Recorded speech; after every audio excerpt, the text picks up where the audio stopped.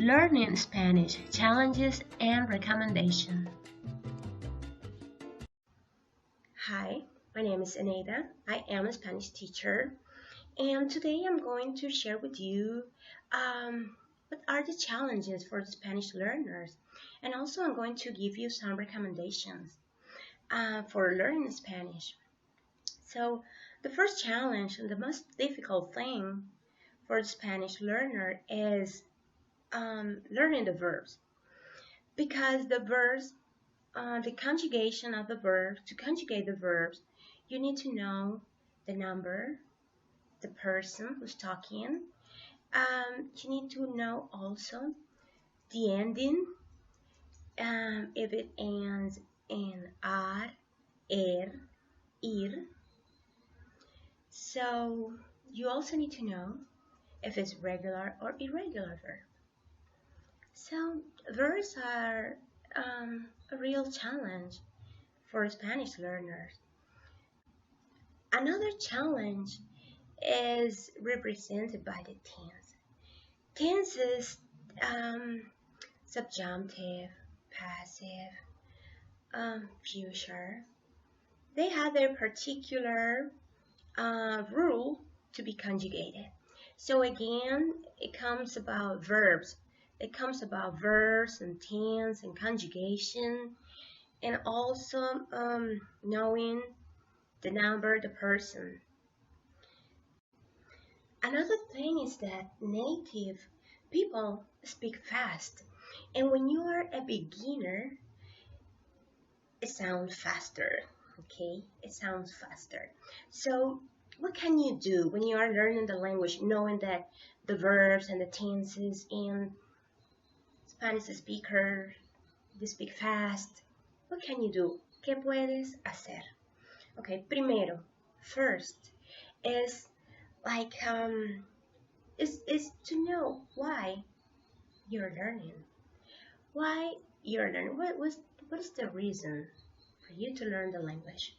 Because if it's for academic purpose, if it's just because you're gonna travel, or for work, is for pleasure, okay, because you love languages and you always wanted to do it.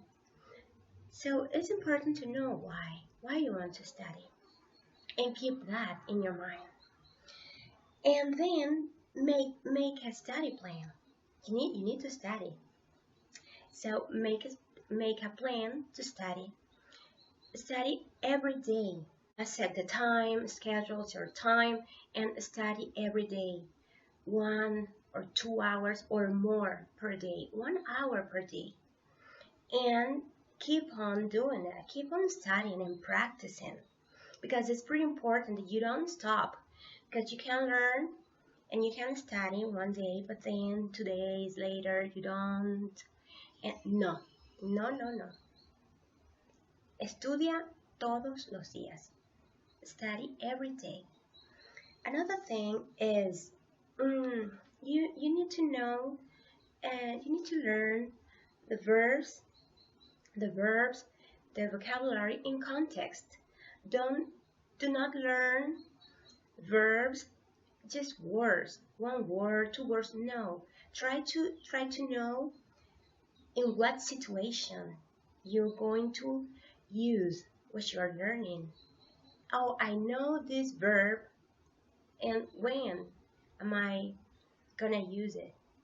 So it's pretty important that you know about the context, okay? Learn in context. You also need to know that it's important to relate what you're learning to your interests, hobbies, your work, related to your life, because it's going to be easier for you if you learn the thing that you like, the thing that you usually do. So, and then try to make it familiar, because you're going to be talking about something that you like. Es importante saber sobre nuestros intereses, hobbies, pasatiempos, actividades recreativas, aprender español relacionado a eso. Otra recomendación es disfrutar. Enjoy what you're doing. Enjoy. Maybe you're learning the language because you need to do it for your work and you don't like languages so much. But if you're that kind of person, that's okay. But try to enjoy what you're doing. Another thing is to identify your learning style. If it's easier for you listening, writing, speaking, the pronunciation, what is easier for you? Learning language is try to make it easy, fun. Don't go to grammar, don't go to deep grammar to looking for those. No, just learn something and make it easy. How? Well, talking about the things you like and knowing the whole phrase instead of one word. The verbs, what are you learning, and where and how you're gonna use that verb in what context, right? And try always to relate the learning, Spanish learning, to your life. If you're doing something, if you're cooking, if you are just walking, if you're doing something in your life related to that moment, how can you imagine things in Spanish? And your brain is going to get used to master the structure of the language. Another thing is that being open to listen to or learn from a variety of native Spanish speakers. Because some people think that if they go into Spain, they need to know that a specific accent and it's not that way. So the more accents you learn or the more accent you listen to and get used to, you're gonna have a better understanding of the language. And also, do not be afraid of making mistakes. That's part of the learning process, and be open to corrections. And if you make mistakes, it doesn't matter.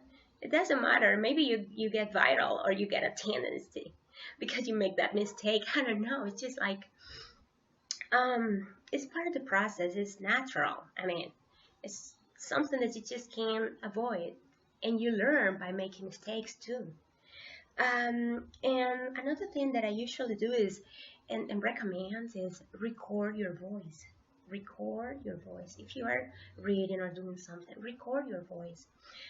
If you have a pencil or something, put in your tone down, and then try to speak, private, and try to speak, and then do it without a pencil, and you're gonna see how you're gonna see the difference, and your pronunciation is gonna get better.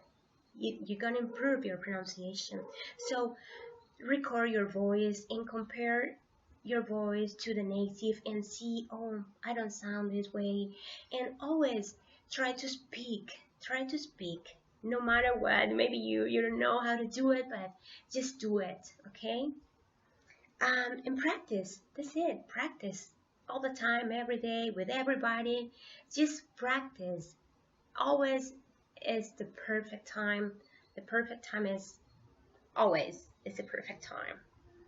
So those are my recommendations. Esas son mis recomendaciones.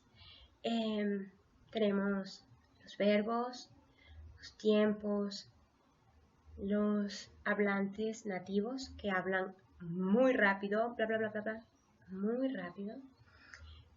Pero también tenemos recomendaciones como crear un plan de estudio, practicar, disfrutar, grabar tu voz, aprender en contexto,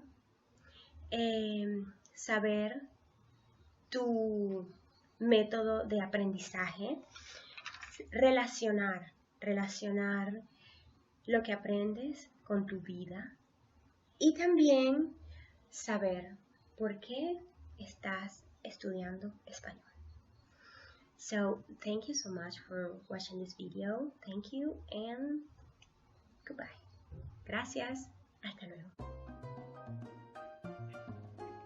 Gracias por ver el video, espero les haya gustado y nos vemos en una próxima oportunidad.